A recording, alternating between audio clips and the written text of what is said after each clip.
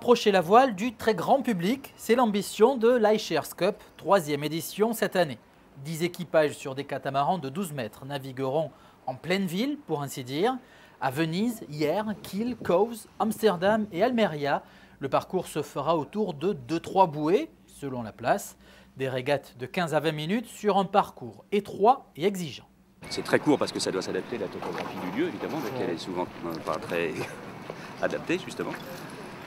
C'est le cas de Venise particulièrement, ou de Amsterdam, où c'est tout petit. Et donc on pose les bouées là où on peut bien les poser, et puis nous on essaie de tourner autour là où il y a de la place, c'est-à-dire pas beaucoup. Les bateaux seront donc des extrêmes 40, des catamarans de 40 pieds, 12 mètres.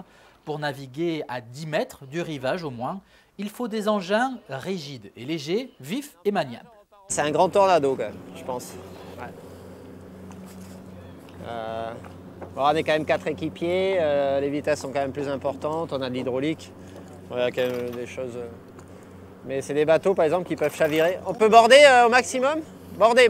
Qui peuvent chavirer facilement, Franck. Cette F1 des ports, pour ainsi dire, lève une coque des 8 nœuds de vent, des 15 km/h. La régularité et l'anticipation seront donc les maîtres mots des skippers. Il faut être très régulier, anticiper les chocs, c'est le cas de le dire, essayer d'éviter les contacts, essayer de se faufiler dans la meute, prendre des bons départs. Il y a tellement de paramètres, c'est incroyable.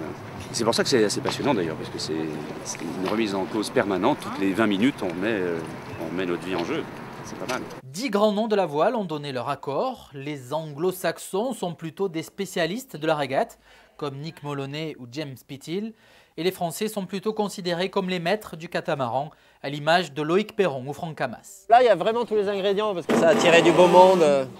Avec notamment les équipes de la Coupe qui s'y sont intéressées parce que la Coupe va peut-être faire en multi. Donc c'est agréable pour nous qui venons de l'offshore de rencontrer des gens comme ça autour de nous et de se battre contre eux. Je pense qu'on a l'expérience du multicoque, ils ont l'expérience de la régate côtière et ça va faire un beau mélange et des belles bagarres. On est en panne les gars? Première étape à Venise, le Bassino San Marco accueillera la Icerships Cup du 15 au 17 mai. L'étape française se déroulera à Hyères du 3 au 5 juillet. La 3e Icerships Cup à suivre, bien sûr, sur sports.fr.